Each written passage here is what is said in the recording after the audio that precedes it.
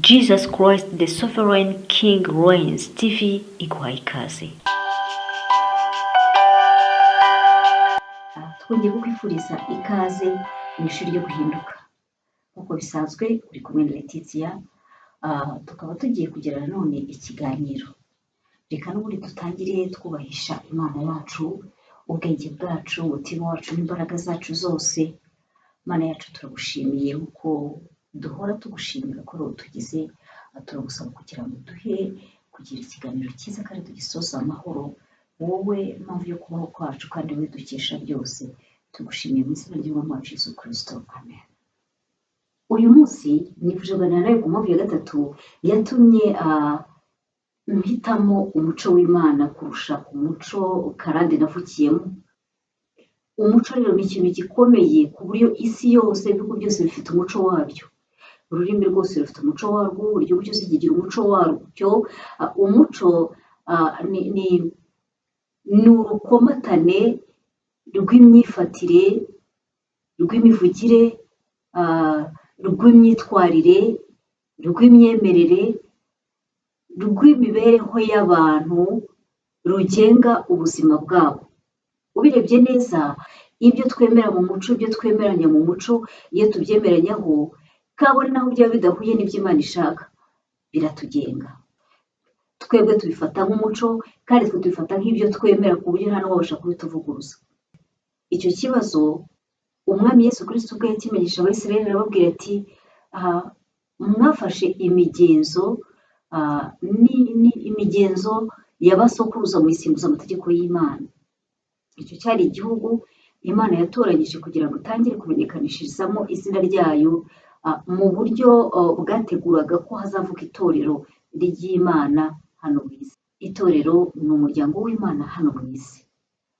Rero umuco uratugenga, umuco tuwuvukiramo tukawukuriramo. Umuco ni ikintu cyagiye kigira imbaraga cyane ku buryo urebye ni nawo watumye Abisirayeli babura gakondo yabo. Kubera ibyo bari barakurikije ibyo abasekuruza, ibyo bagendaga bahererekanya, bamwe bavuye mu butayu. Imana ikajya ibabwira iti, mwakurikije imigenzo y'abasokuruza. Ntabwo umuco wabara abantu bawuguyemo. Icyo gihe ubwoko bwose bwari bwaravanywe mu Egiputa kubera kunanirwa gukurikira iyi Mana no kuyizera, bwakurikiye imigenzereze y'abasekuruza, hanyuma buhitamo kureka Imana, baguye mu butayu. Ndetse n'abaje gukomeza kubaho bihitiyemo gufata umuco w'amahanga bari bagiyemo. Mu gihe Imana yarababwiye iti, ntimuzigere mwiga umuco w'amahanga mugiye guhindura. Umuco rero ni ikintu cyiza gifite imbaraga cyane ziruta iz'uburyo umwuka w'Imana tugenga, ku buryo umuco ujya mu bwonko bwawe ukakugenga mu byo ukora byose, ndetse ntabwo wirirwa ubishyiramo imbaraga kubera ko uba warawurerewemo. Umuco niwo ukuriramo, umuco nibwo buryo bw'imibereho yacu. Ndi umwe mu bantu bakuze bakunda umuco cyane, nkurikirana umuco. Numvaga nkunda umuco cyane ku buryo ntabwo nabona uko nabivuga, ariko nari narawukunze ku buryo ibintu byabo byose nabikurikiranaga kandi mfashaka kubimenya. Kereka ibyo nasanze bitakiriho, ariko ibindi byose narabikurikiranaga kandi nari naragize amahirwe yo kuba afite ababizi, n'ababinyinjizamo, n'ababisobanurira ku buryo nta kintu natakazaga. Umuco numvaga ari ikintu nkunda cyane. Umuco wari waranyempakise, nkoresheje iryo jambo ururimi rw'amahanga, umuco wari warangizemo icyicaro ku buryo ntari narigeze nanamenya ko ari umuco. Kugira ngo ubyumve, mu muco nari narakuriyemo, nari nzi neza yuko abantu b'abanyabwenge nari narakunze kubona bari abantu bakunda gusetsa bagatebya, ariko bavuga ibishego ku buryo ntabwo babitinyaga. Mbere y'uko ninjira muri icyo kintu ngo nkubwire uburyo, kandi ni iby'ukuri kuko ni ibyanjye nkubwira, nkubwire ukuntu uwo muco wacu ariwo twakuriyemo. Nagira ngo mbaze nk'urugero rumwe rw'uburyo abanyarwanda barezwe kinyarwanda by'ukuri, bafata kontorore, babasha gushyira abantu mu buryo bwo kubumva. Hari amagambo angora ari bungore kuyavuga, uburyo umuntu afata kontorore akempoza otorite ye. Hari umuntu nabonye muri gare ya Kigali, ndamwitegereza, wowe ushobora kumureba ukamusuzugura kugira ngo ni umuntu usanzwe, ariko njye naramurebye ndamwitegereza ndavuga turi umuntu wigishijwe kinyarwanda. Umugabo ufite ikinyamakuru kimwe, sinzi niba kibamo, ariko aho najyaga njyamo naramubonaga afite ikinyamakuru kigizwe n'urupapuro rumwe. Icyo kinyamakuru cye niba kigurisha ijana niba ari 200, ariko ugiye kubona ukabona arinjiye afite ikinyamakuru agahita yinjira muri bisi cyangwa se muri minibus, agahita yinjira agasuhuza, yasuhuza agahita asoma ibishegu. Hari amagambo twita ibishegu, ni amagambo ubundi nyine ni amagambo y'ikinyabupfura, navuga ngo gike, arimo gutinyuka cyane cyangwa gushira isoni. Ukumva asomye ibintu, yarangiza n'amarinete y'umukara, yambaye amarinete y'umukara, bakabisoma. Yakwinjira, waba ufite umwana wicaranye n'umwana ugashaka nka eguteri zo kumushyira mu matwi, cyangwa nawe ugashaka eguteri zo gushyira mu matwi, ukareba ahantu ureba abantu bose ukabona babuze aho bareba, ariko ntawamubwira ati ese kuki uri kutwanduriza ubwonko? Oya, aravuga akavuga abantu bose bagaceceka, bagatega amatwi, bakumva ibyo avuze, kandi yarangiza akabareba no mu maso. Neza kubareba mu maso, naramurebye kubera ko ngiye ibyo bintu ari ibintu nzi, ndavuga ni yewe, uyu muntu ashatse yavuga ati abaswa gusa akigendera. Iyo yarangije kubabwira ahita yisohokera, niba nawe uguze ikinyamakuru cye. Ibyo bintu rero ntabwo hari abantu benshi babwiwe ngo umuco, ariko ntabwo umuco bawuzi mu buryo bw'abanyarwanda bwo gufata otorite. N'umuntu bemera, umuntu ushobora kwinjira ukajya kumva avuze nk'ijambo riremereye. Dufite ukuntu twafashe uwo muco, umuntu yavuga ijambo riremereye mugahita mumubonamo umuntu w'igihangange, kandi koko agahita akora icyo bita kubasiyeja, mwese mugafasha hasi intwaro zanyu z'ubwonko, mugatega amatwi icyo ngiye kuvuga. Ibyo ni ibintu nari narabibonye nkura ku buryo nari mbizi, ndetse n'abantu bose twabanaga twagiye mbese itsinda nabagamo ryose ryabaga ari abantu bameze gutyo, badatinya. kandi ikintu gisekeje, nari narabyirutse gikristo, ayo magambo nari mbizi ko atari meza, ariko byari biri mu bwonko bwanjye, nkumva n'ibisanzwe, nkumva ni umuco.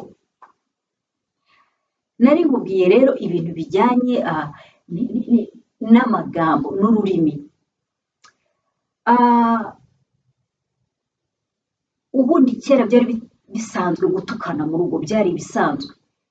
Wowe ushobora kubyumva uvuga uti ntawe oya, byari bisanzwe kuva nk'umubyeyi, nk'umugabo, umwana aje akamukozaho nk'ibyondo agahita amubwira ati kavuna umuheto. Kuvuna umuheto ni ugupfusha so rwose, uri kubwira umwana wawe ngo akavuna umuheto, kandi ari wowe. Wajya kuvuga aravuga ati gashabure so, amagambo atabaho. Ariko bakavuga ati gace ibi bice byo mu reka wavuga ati tubyubahe byo mu gituza bya mama wawe, kumva renzeho nyoko. Ariko ni abanyarwanda bangahe ujya kumva aratukanye, aritutse kuri nyina, aritutse kuri nyina. Hari ijambo riri abantu bose basangiye, ukinjira mu bantu b'abanyamwuga bo hasi bose, abanyamyuga, ya myuga yose yo gufasha abantu mu mibereho, iryo jambo bararirahira. Dufite umwana mu rugo muto nageze kugera abwira se ati papa, uriya muntu mumwirukana, ati nta kinyabupfura afite, ati yavuze ngo ndagasa. Iryo jambo ahantu muza aho ryavuye, iryo jambo ryo kurahira gutyo, ujya kumva umuntu arirahiye nta n'icyo umubwiye, nyamara ni igitutsi gihinnye. Umuntu yituka ku mubyeyi we, igitutsi gihinnye. Babyita amaresitora, ngiye muri resitora y'uko kuntu yenda akagira gutyo, iriya modoka n'imodoka yenda akagira gutyo, inzu yakanda akagira gutyo. Warangiza ugahita uvuga utari kose koko kuki abantu baryoherwa no gutukana. Hari n'ugira gutyo wahita ukumva icyo gihe igitutsi arakiranguye cyose uko kimeze akongera abona mama we. Uwo ni umuco wacu tudashobora kwihakana, ni umuco wacu. Ntabwo bazabwira ngo ibitutsi babikuye hese, bagenda babihererekanya, akaba ari imvugo iri aho, umuntu yavuga ikintu ukagira ngo araruhutse, ukagira ngo ikintu avuze ari ikintu gikomeye, ugahita wumva rwose umutima wararuhutse. Ibitutsi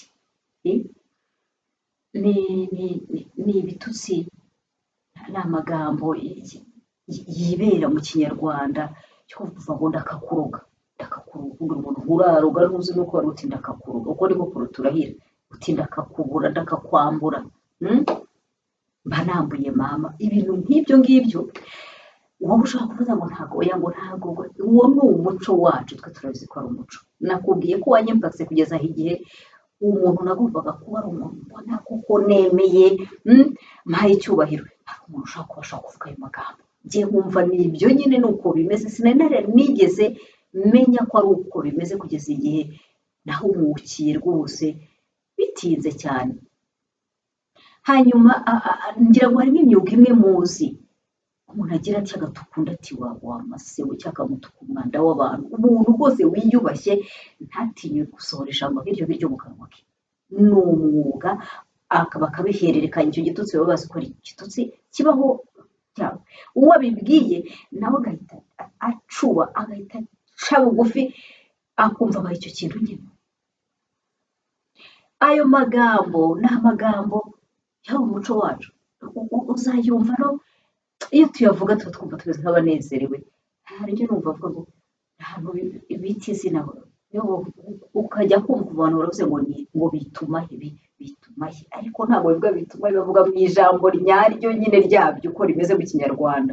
Uribuza ukabona rwose arasetse, rero bakamwemera. Ni uko mu kinyarwanda duteye, uza kubeshya ko utari ko duteye, twabibyurikiye no kuva kera turabizi, ni ibisanzwe. Noneho kujya kuvuga ikintu cyiza ngo ririya ni ishyano, ngo ririya maheru y'inzu, amacinya, imbwa y'imodoka, imbwa y'ikintu, ibintu nk'ibyo ngibyo. Umuntu yaje kunsura, ndagije mu ndamugaburira, ahita avuga ati ibi biryo ko ari ubumara. Ndamubwira ubumara, urabona ko umugaburiye ubumara? Ati wowe ariko wavuga ikintu cyiza, ubumara. Ni ikimenyetso ko twebwe twagize, dufite umuco nyine urimo amagambo aremereye, ku buryo twebwe rero ko twakuze tuwusanga gutyo, ntawawuhindura. Reka nkubwire ukuntu umuco wacu ari ikintu gikomeye kinakubamo. Ninjire mu burere bw'abana. Kera ngirutse nsa n'ugiye kwinjira mu bwangavu, umubyeyi yarambwiye nyine ati rero iyo umuntu abona agiye kugira igituza, aragenda agafata nyine agatemeri gatoya, ako ku cyansi gatoya, akageraho nyine kugira ngo igituza cye kizabe giforomye neza. Ndiherera rero jyewe ndagenda ashaka urutemeri runini rw'inkangara, ndagije mu bitabo, ndagenda aza kuganira abana, burarengera urangije gushyiraho urutemeri, ati n'ubuhe ndawumwereka, yifata atari koze kuko ati nk'uko kuko urutemeri ubu koko nzabigenza gute? Bikubwira ngo twari dufite tekinoloji yacu ya kinyarwanda, tekinoloji nyarwanda, kandi ibintu bakoze bakaba bazi ko bizakoreka. Bari bafite izo tekinoloji zabo za kinyarwanda z'uburyo baforoma n'umubiri wabo n'uburyo babumenya, ariko wakurikira wajya mu ijambo ry'Imana ukumva bihabanye n'ijambo ry'Imana. Byari ibintu bishakashakira ubwabo bidahuye n'umuco w'Imana. Nzi umuntu wakoze iyo tekinoloji, hari ibintu bita gutsirika tekinoloji nyarwanda, ugatsirika ibi bintu rwose by'ahangaha bimera ntibisigere bimera. Tekinoloji kandi ibaho, ntabwo nayikubwira Imana itazayimbaza ikabwira iti bano banyarwanda kuki wabigishije uyu muco utari uwanjye, ariko rero nkubwire ko ntabwo nyine bigeze bimera yafatira twebwe kera nuko twabigenzaga, ntabwo twebwe rwose twirirwaga nuko twabigenzaga. Kuba ukora ikintu nk'icyo kikemera kigahagarika nature cyangwa se kamere y'imikurire Imana yaguhaye, ni ikimenyetso y'uko umuco wari ufite imbaraga kandi zihanganye n'imbaraga z'Imana. Abantu bishakira ibintu byabo, ibyo bintu byo gutsirika ibintu nigeze mvuga ibintu by'ubuhanuzi bikomeje gukwira, abantu ntibamenye ko ari uruhererekane rw'umuco nyarwanda, kujya kubaza uko bizagenda. Ntabwo bagiraga kwizera, babaga bafite ubwoba bw'ibizaba, bakagira umuntu ugomba kubabariza. Rero kuroga, babwira ngo ndaroga, ngo umuntu ngo aroga ngo ubufuterano, umuntu ngo aroga ngo yohereza ibintu byinshi byari biraho, biratuma kwinjirira mu myemerere y'abanyarwanda. Ubundi impamvu abanyarwanda bemeye imyemerere bahawe n'abazungu ni ukubera yuko yendaga gusa n'iyabo. N'ubundi kandi ibyo bintu byose ni ibintu akenshi byavuye muri Mesopotamiya, byavuye ahantu umuco w'abantu wari watangiriye nyuma y'inkuge, nyuma y'umwuzure wabaye mu gihe cya Nowa, niho umuco wongeye gutangirira, noneho wongera gutangirira ubwami, ariho havuye Babuloni ndetse igenda ikwira n'ubwami. Muzasome muri Bibiliya muzabibona.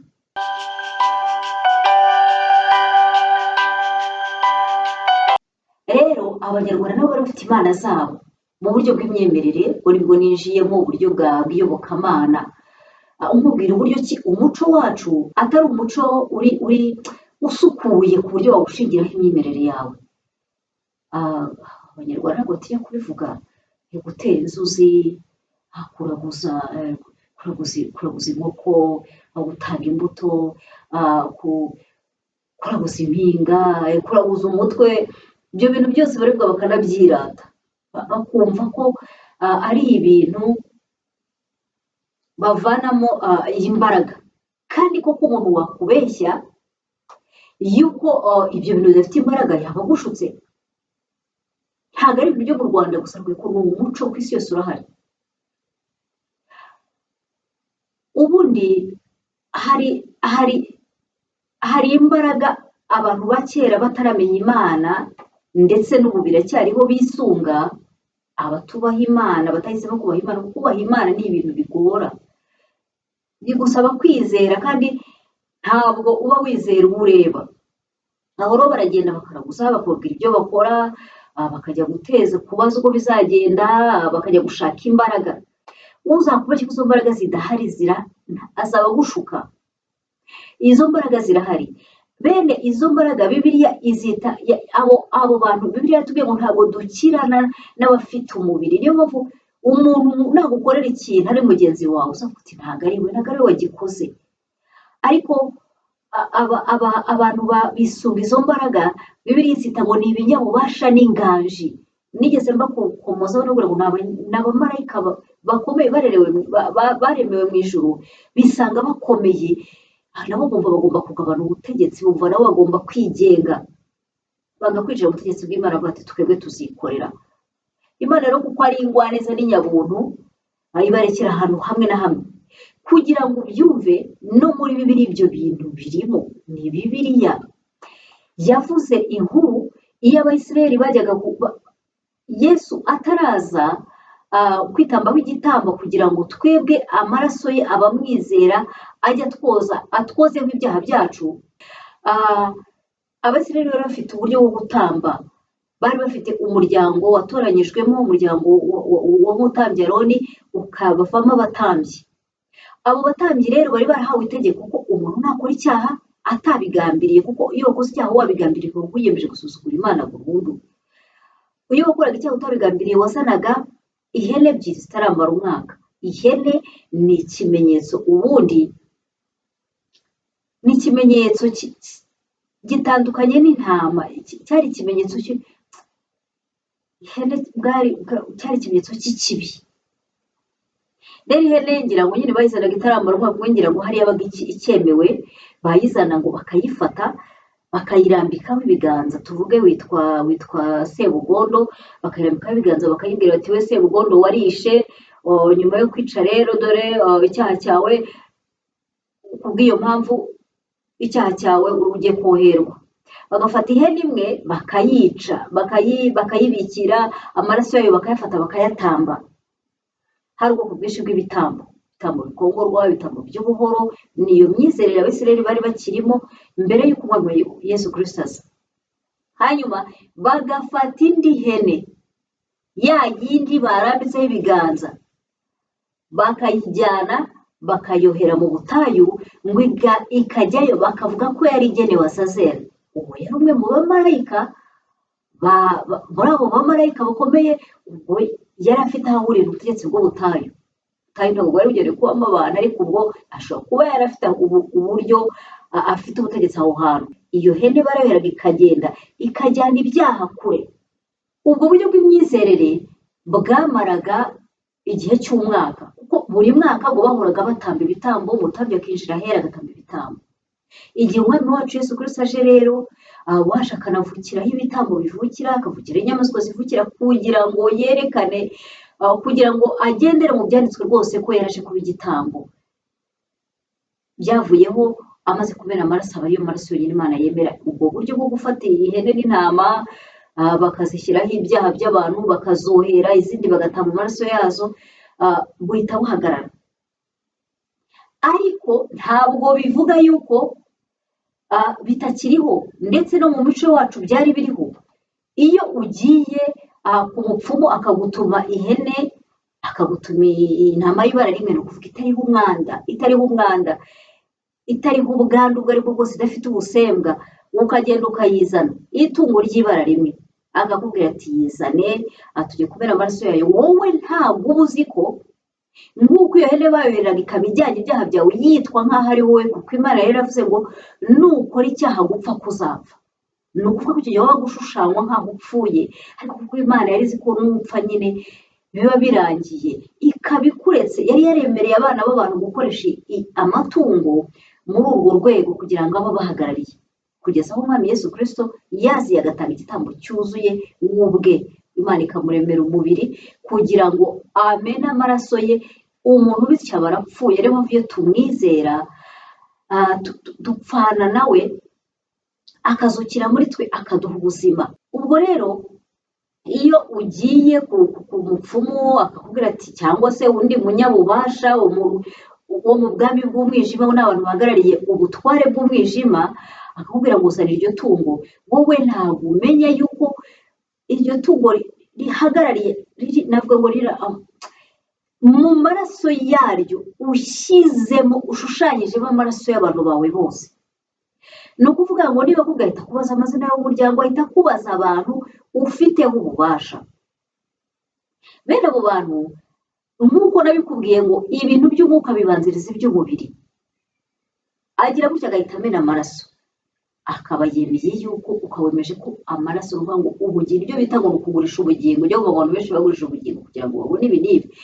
Uba wemeye yuko mu muryango wawe igihe cyose hazajya hakenerwa amaraso, bashobora kuza gutwara umuntu. Niba ujya kuva mu muryango bagatwara umuntu, ariko kuko muba mwagiranye dira, kuko abo bamarayika nakubwiye, n'ubwo butware bw'umwijima bwaraje bwiyemeza kurwanya Imana, ku buryo iyo ushaka kuyubaha, bamera nk'abagushyira mu ruzitiro. Iyo ushaka kuyubaha bakugabaho ibitero. N'Abisirayeli barabivuze, nigeze mbibasomera ukuntu bavuze ngo tugitura amaturo umugabekazi w'ijuru, ngo twabonaga ibyo kurya bihagije, ngo ariko tubirekeye mu byo kurya turabibura. Iryo jambo ndaza kuri gushyiraho ndi kwibutse. Rero nawe iyo ugiye bakubaza abantu bose ufiteho, ni ukuvuga ngo umuryango wose uba uwujyanye, hari ikintu utanga cy'umuryango wawe. Bamwe batanga uburumbuke, urabona abantu ntabwo babyara, abandi batanga amaraso y'abantu, ukajya ubona abantu barapfa batagejeje igihe, barakenyutse. Abandi batanga ubutunzi bwabo, ni abakene, hari ibintu badatunga. Abantu batanga ibintu byinshi, ariko ikigenderewe n'ubugingo bw'uwo muryango. Hari bamwe rero bagira gutya, bagagenda bagatanga rwose, bagatanga inka, bakabaga ikimasa, bakakibaga mu buryo bwemewe muri ubwo butware, ukajya ubona umuntu nta kijya kimurwanya, arazamuka nta mbogamizi, agenda nta mbogamizi. Kuki? Umuryango we wagiranye amasezerano n'aho hantu, barabizi. Niyo mpamvu bavuga ngo umwana wacu ugenda uhaha uronke, reba wowe ubaye umwana wabo nyine. Ariko igikurikiraho ni uko nyuma y'urupfu nawe urabasanga uri umwana wabo nyine, uba wiyemeje, nta mpamvu bakurwanya. Iyo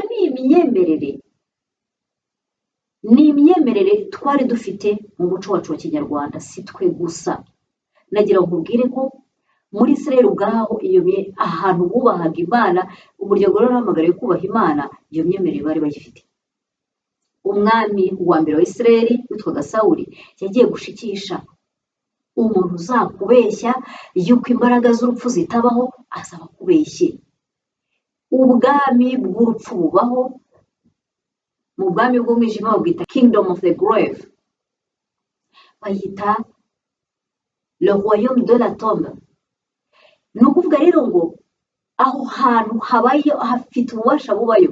Umwami Sawuli rero yaje arashikisha, biri mu ijambo ry'Imana ntacyo rihisha.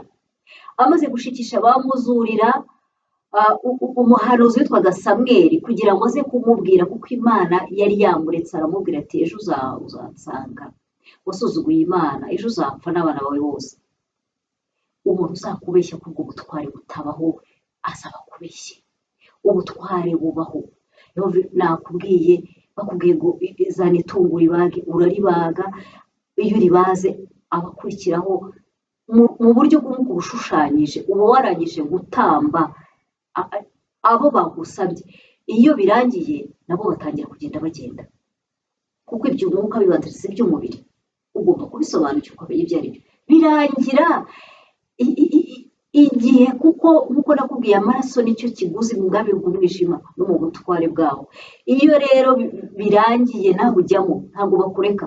Niyo mpamvu iyo babona nta imbaraga zabo nabo zifite garanti, zifite igihe zakimara bakakubwira bati ongera uduhe, ongera uduhe, no turatwara ibihawe. Ujya kumva ngo umuntu yatanze se, noneho ukumva ngo nyina yapfuye, no ngo mukuru yapfuye, abantu bapfa amarabira.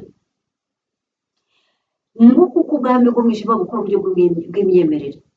Nagira ngo mbwire yuko u Rwanda rujya kwinjira, rujya gusohoka mu bwami, kugira ngo wumve uburyo uzakubeshya yuko ibintu by'imyemerere bidafite agaciro mu mibereho yacu, asaba gushutse.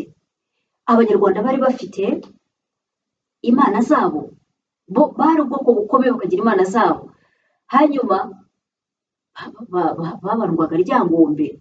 Iyo bakubwiye ibintu byo guterekera, ukuntu birabaga ingwa, bajya gusenga nijoro, ukuntu abantu bose babaga bambaye ubusa, amabi bakoraga bakaba ntawe uyabara nk'icyaha igihe babaga bari muri icyo gikorwa, icyo bita péché de luxure, icyaha cy'ukomatanyo, bakabikora kandi bakabyemeranyaho. Igihe nabibwiwe n'abantu babanzwe, abantu babaga bari aho, umwana akabona nyina, umuntu akabona se, kandi byari ibintu bibujijwe. Nuko byari bimeze mu kubantu. Hanyuma rero abazungu baje, ni ukuvuga ngo abanyarwanda bari bagengwa n'ubwami bw'umwijima ariko bwo hasi, babimurira no mu bwami bw'umwijima bwo hejuru. Niyo mpamvu bategetse umwami gupfukamira ibigirwamana byo muri Mesopotamiya. Ibigirwamana tubona nigeze mbikubwira, byitiriwe amazina yo mu ijambo ry'Imana kugira ngo bayobye. Ibyo bigirwamana byarimo nyina w'imana zose, byari ibigirwamana bya kera. Abanyamesopotamiya babihereje Abanyamisiri, nabo babihereza Abagereki, abandi babihereza Abaroma. Birakwira ku isi yose, babigira ibintu navuga ngo birimbye, birimo rwose gutera imbere. Babavana muri ubwo bwami, bemeza umwami ubwe gupfukamira Imana abazungu bari bazanye.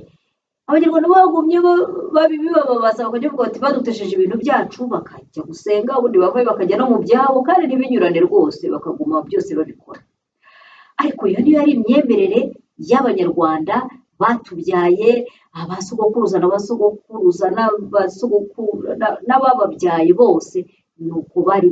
Kandi ntabwo Imana yababaraga bityaye icyo gihe, kuko ntabwo bari bazi Imana, ntabwo bari bazi icyiza, ibyo ni byo bari bazi. Bari bazi kujya gusaba ubushobozi n'ubutware, muratuvuganire, muratumenyera abana, tubahaye abana bacu 8, abana bose kugera ku buvivi, mwese mukaba mukuriye muri icyo kintu. Ndetse abenshi bakazanakura bakaguma bitwa abakristo, bakaza bakavuga ko babaye abakristo ariko bakiri muri ubwo bwami, bakibarurirwayo n'abana bacu, akaba ariko bavuga. Hakaba ibyo bakora rwose bidatandukanye n'iyo mihango, nta kubavangira. Niba ushaka kumenya ukuntu idini ryivanze, ndaza kubigushyiriraho uwo murongo kugira ngo uzajye kubisomera. N'Abayisiraheli bageze aho bamaze kuva mu gihugu cyabo kubera kwikorera imana yabo bayihimbiye, bagaharika imana. Haje abitwaga abanyasamariya, barangije ngo barasanga bakajya bubaha imana y'ukuri, barangiza bakubaha n'izindi mana zindi nazo bakazipfukamira z'ibishushanyo. Ngaya amadini ariho yemera imana y'ukuri. Wajya kuvuga umuntu arimo aravuga imana y'ukuri, aravuga ijambo ry'imana, ariko akajya no mu bindi, akibera nyine mu buzima buvangavanze. Nyamara ubuzima bw'Imana isumba byose, Imana iri mu ijuru, burimo kuvangura. Ugomba kuvangura ibishimwa mu bigawa, ukabaho ubuzima bugenda mu buryo Imana ishaka.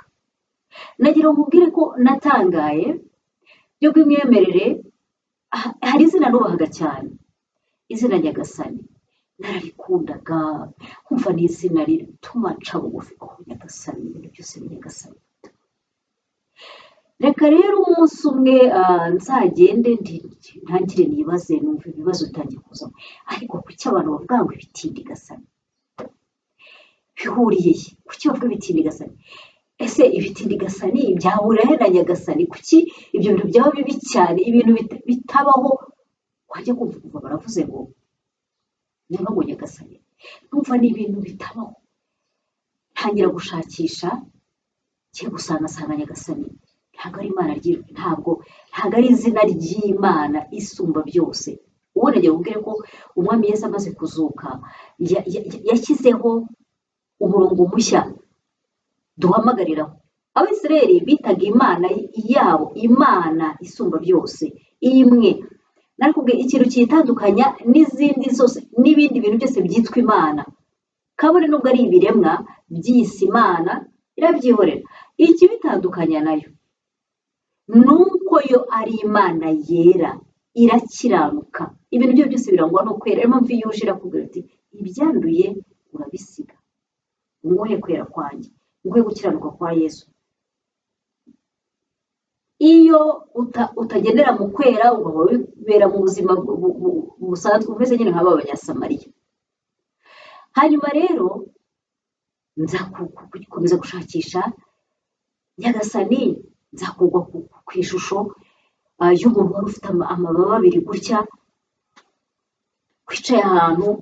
Abantu bari bagiye kwerekana ibintu bya Nyabingi, ukuntu basenga Nyabingi. Nawe ni entite, ni ikinyabubasha cyo mu bwami bw'umwijima cyaje. Abanyarwanda bajya bavuga ngo babyitaga kugicirira, ntabwo cyari Ikinyarwanda by'ukuri, ariko Abanyarwanda baragiciriye. Abantu bari mu bice byitwaga za Byumba nibo abenshi bari bazifite. Abo bantu rero, iyo rero Nyabingi natangajwe nuko abantu bo muri Afurika, ibihugu hafi ya byose, bose babandwa Nyabingi. Niba ari ukumubandwa, sinzi uko babyitaga, bagendaga gukorera Nyabingi bakayitanya byinshi. Ndetse nabonye abantu bafite imisatsi b'abagabo rwose barayisuka, bagashyiraho amadrede, baba barimo bakeza uwo mugore cyangwa se uwo mukobwa witwaga gutyo. Ni kimwe mu binyabubasha bifite ububasha muri Afurika bw'umwijima. Iyo bafite ibyo batanga, bafite uburyo batakwataka, bakakureka ugahaha, ukaronka, ukagwiza, kubera ko wabemereye. Abo rero bamwita, bagira kujya bati Nyabingi, abandi bati ja, babihindura gutyo. Abantu rero bakajya bakomeza bahindura ibintu. Rero naje gusanga Nyagasani atari izina ry'Imana Imana iri mu ijuru, Imana isumba byose. Ubundi amahanga yose yari afite imana zayo, n'abanyarwanda rero bari bafite imana bita rurema. Ntabwo bayitaga imana yaremye byose, bari bafite amavariyete ya za rurema, nk'uko ubona n'abandi bafite ibintu byinshi, bakagira ngo rurema nkwashi, bakagira rurema bintu. Ntabwo yari amazina y'imana. Nk'uko nabikubwiye, Yesu yaje, Abisirayeli bari bafite umurongo wabo bahawe, bari bafite uburyo bita imana, bakayita imana ya Aburahamu na Isaka na Yakobo, yari imana y'abasekuruza bayo. Ariko Yesu akizuka yahise ashyiraho riyashya, yahise ashyiraho isano nshya, aravuga ati ngiye ku mana yanjye ari nayo mana yanyu, kuri data ari nawe so. Uko niko twita imana yacu, n'imana ya Yesu ari nayo mana yacu, ikaba na se wa Yesu ari nayo data. Iyo ni imana data, ni imana umuremyi wa byose, isumba byose, ikaba ari imana yera kandi irangwa n'ubutabera no gukiranuka. Ibindi byose ubijyamo ntibagire ibintu byinshi bagusaba. Hari n'ababisaba, n'abasenga, nk'uko n'abandi bose basenga, bakaniyiriza, bakamara n'iminsi myinshi batarya kugira ngo babone ububasha. Ntibizagukange ngo uvuge ngo abantu bariyiriza, bashobora kwiyiriza bari mu bubasha bw'umwijima, nibo ba mbere biyiriza, kandi amategeko yabo bo ni ugupfa. Iyo utabikurikije urapfa cyangwa ugasara, n'ibyo bihari. Ni ukuvuga rero bo babikora noneho bari seriye, ntabwo bakina. Rero nabo ni uburyo bwabo bw'imyemerere. Niyo mpamvu iyo ushaka gushaka imana ya Yesu ari nayo mana yawe, uragenzura cyane, ese ibi bintu ndimo ni iby'Imana? Ntibaze nk'ubwo imyaka namaze nzi ko Nyagasani ari izina rya Yesu. Ariko naje gusoma ijambo ndatangara. Ni ijambo riri muri Yeremiya ibice 8, rigira riti, mwavuga mute muti turi abanyabwenge kandi amategeko y'Uwiteka ari hamwe natwe, ariko dore ikaramu ibeshya y'abanditsi yayahinduye ibinyoma. Abanyabwenge baramwaye, barashobewe kandi barafashwe, dore banze ijambo ry'Uwiteka, ubwenge bubarimo n'ibwenge kize. Ngo ikaramu iyobya y'umwanditsi yahinduye amategeko ibinyoma. Ni ukuvuga yuko hari imishyikirano yabaye mbere y'uko isi y'umwijima igenga isi yose yemerera abanditse ijambo ry'Imana yuko baryandika. Yakoze iki? Yagize gutya, yumvikana nabo ku buryo ahantu hari izina ry'Imana, ahantu hari izina rya Yesu, bagerageza uko bashoboye bakajya binjizamo amazina yahozeho y'Imana za kera abantu basengaga mu buryo gakondo. Noneho bamara kuyashyiramo, abantu bakajya bayakoresha bagira ngo aho kugira ngo bayite Imana uko gutyo, bagahita bashyiraho izina ryabo. Ubu se wavuga ngo umuntu wavugaga igiheburayo ari kuvugana na Yesu, ngo yaravuze ngo Nyagasani Yesu, Nyagasani yari kumenya ati iryo zina, kandi iryo zina nyine ryari Iryarwanda. Umuganda afite iryo bongeyeho, umunyetiyopiya afite iryo yongeyeho, ubundi afite iryo yongeyeho. Ayo mazina bakayafata bakayinjizamo buhoro, kugira ngo nujya gusenga uzakomeze kujya ukoresha iryo zina, babone uko baguteranya n'Imana. Kuko uba ukiri muri bwa bujiji, ugafata ibyo wakitiriye Imana isumba byose, yera iri hejuru ya byose, ugafata izina ryayo ugahita uryomekanya n'iryo zina, ugahita winjira muri uwo murongo w'Abanyasamariya Imana yagaye imyemerere yabo.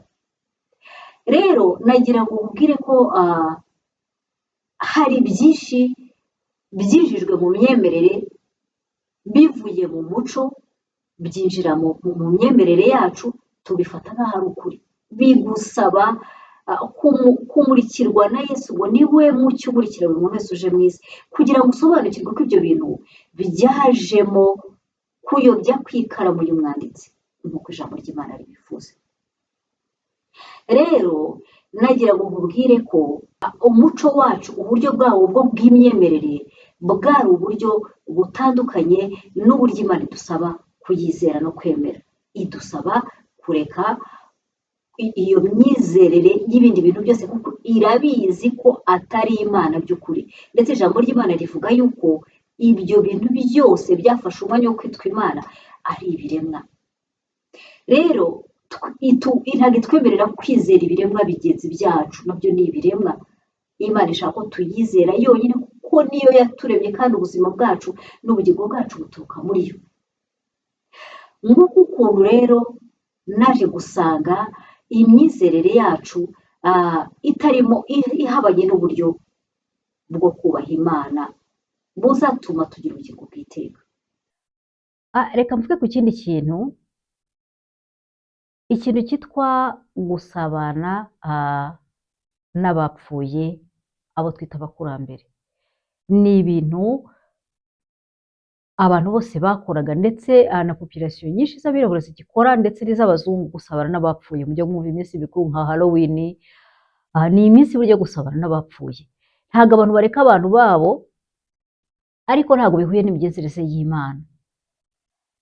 Kera iyo umubyeyi yapfaga cyangwa se umuntu wo mu muryango, bahamagaraga abana bavuye gushyingura, bagahita babaha inzoga, bagafata igitaka cyo kumva bagashyiraho, cyangwa se bamwe bakabaha ibintu by'ibinyampeke, amasaka bagacira, bagashyira ku mva, bagacira ku mva, bakabyita, bagahita babwira abo bakurambere bati ntimuzadutere. Abo icyo gihe babaga bagiye kwitwa abazimu. Abazimu ni abazimiye. Ntimuzaduterere abana, muratumenyera abana. Ibyo nabyo ni ibintu byo mu myemerere, ariko bitajyanye n'uburyo bw'Imana. Imana yari yaratubujije, Imana yari yarabujije, ndetse Imana ibuza mu ijambo ryayo gutinya ibintu byose, byo tubona mu kirere cyangwa ibyo mu isi, gutinya abapfuye. Ijambo ry'Imana riravuga ngo abapfuye ngo ntabwo bakiriho. Ariko se koko nibyo, umuntu utazi uko ibiciro byo ku isoko bihagaze, umuntu utazi aho amategeko ageze, ubundi yagukorera iki? Ariko ijambo ry'Imana riravuga ngo nyuma y'ibigirwamana byose hari amadayimoni, hari imyuka ibona ko abantu badafite ubwo bujijuke, igahita igafata ubwo burenganzira, igahinduka imyuka igenga imiryango, bakaba bafata information zanyu bakazimenya. Ubwo rero abo nibo batinyaga. Ariko iyo umuntu yinjiye mu bwami bwa Yesu, ibyo bintu birashira, kubera ko ntago aba akigengwa n'ubutware bw'umwijima. Ngo Imana yadukuye, yaratufashe, iratuzana, itukura mu butware bw'umwijima, itujyana mu bwami bw'umwana wayo ikunda.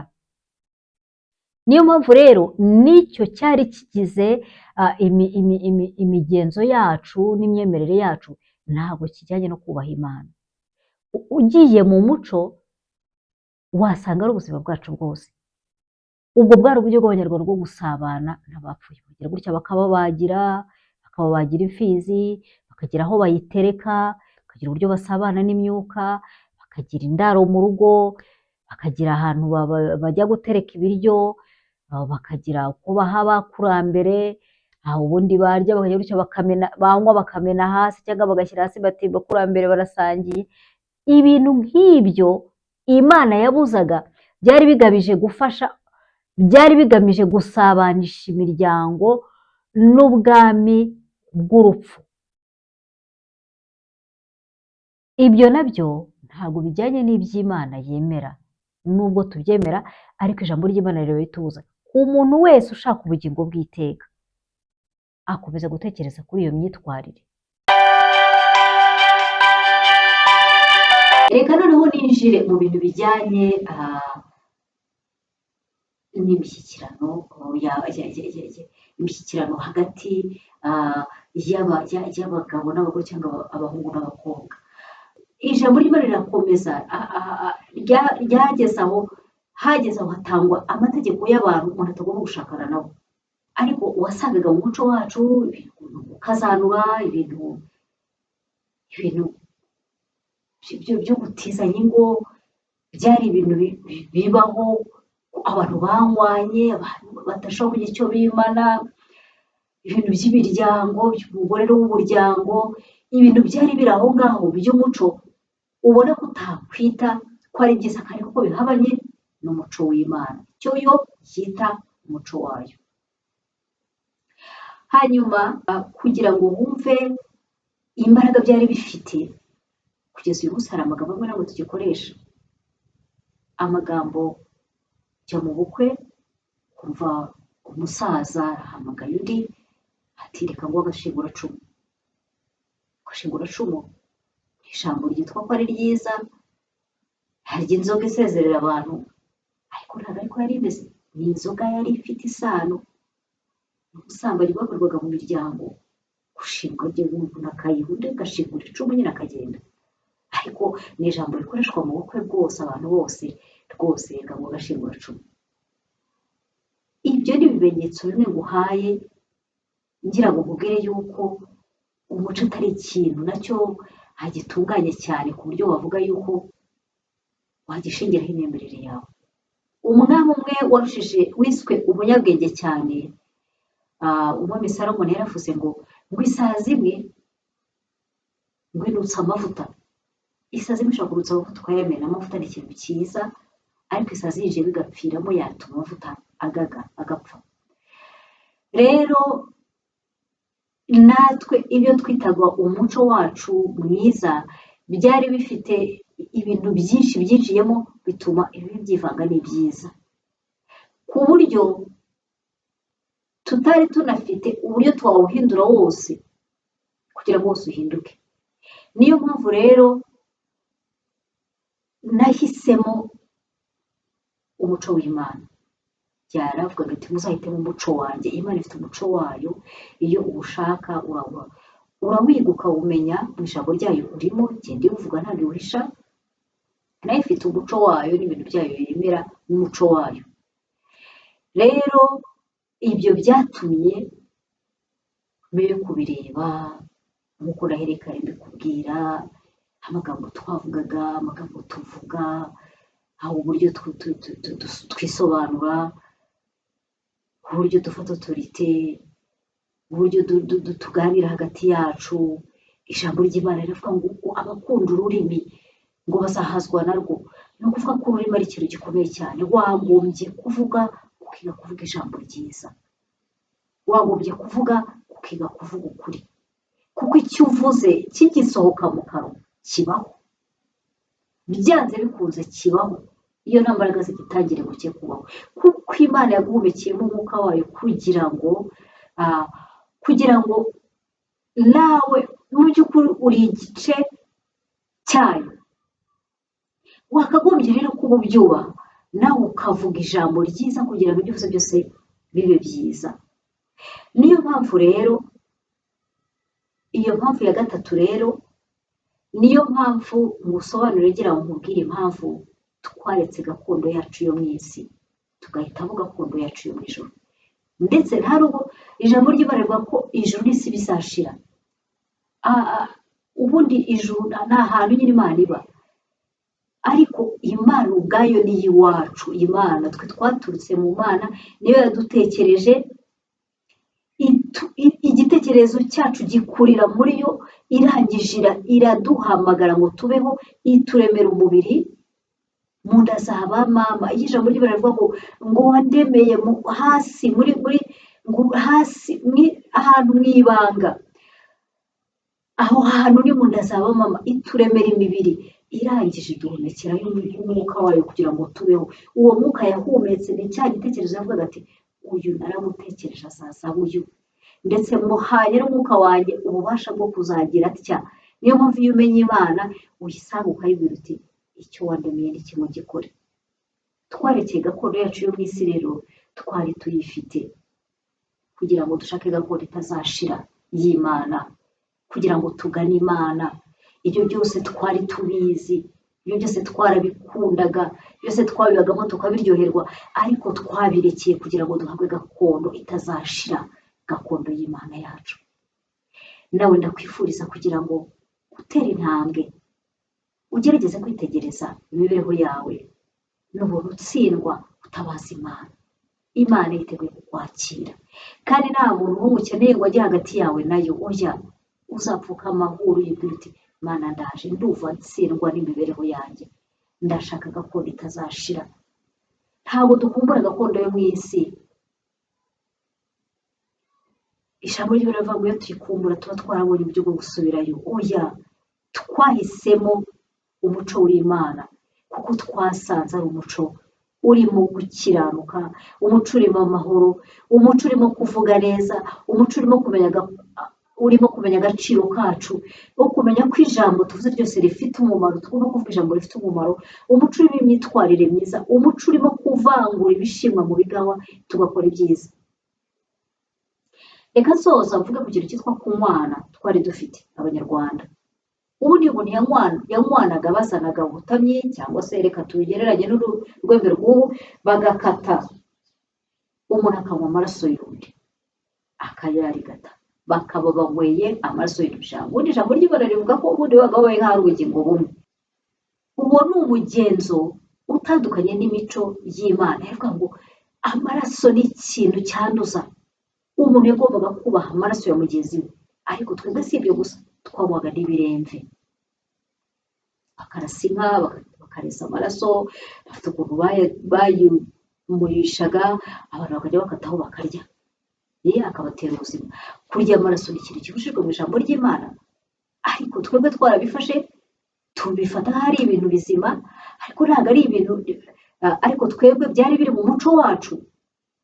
Hari ibintu byinshi twakoraga mu muco, niyo mpamvu ijambo ry'Imana rivuga ngo bose barayobye ntibashyikira ubwiza bw'Imana. Ubushize nakubwiye ko nta mukiranutsi uri imbere y'Imana, nta muntu uri imbere y'Imana utunganye uvuga ngo ibyanjye biratunganye. Ntabwo wagerageza gutunganya ibyawe ngo uvuge ngo ni byiza, ntabwo ari byiza. Imbere y'Imana nta kintu cyavuye gifite kamere yo mu bantu cyiza, ahubwo iyo tuyemeye dushakisha ibyo ikunda n'ibyo ishima, tugashakisha n'umuco wayo kugira ngo abeho dukurikize. Rero ngiyo impamvu ya nyuma ngusobanuriye yanteye guhitamo gukizwa, yanteye guhitamo gushakisha gakondo itazashira, kandi yanteye guhitamo gushakisha Imana. Nuko ibintu byinshi bigize umuco wacu bidatunganye mu buryo bujyanye n'amabwiriza y'ubuziranenge y'umuco w'Imana. Imana iguhe umugisha, ndakwifuriza nawe gushakisha ibinyura Imana, ukifuza gukura ibishimwa mu bigawa kandi ugasanga Imana. Uko twabaho kose muri iyi si, ibyo twabasha kugeraho byose, ariko dutekereze yuko nyuma y'ubuzima hari ubundi, dutegure ejo hacu hazaza. Kuba tukiriho ni amahirwe yo gutabaza Imana. Nta muntu n'uyu n'umwe Imana itembera kwakira.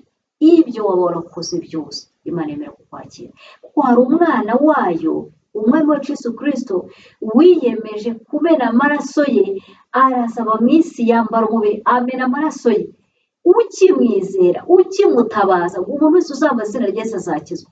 Ukibwira umwami Yesu uti ndumva ntsindwa n'imibereho ndimo, ndakwingize n'abantu, umwami Yesu azishyiraho ibyaha byawe byose, akogesha amaraso ye, aguha ubuzima bushya, akwinjize mu buzima bushya.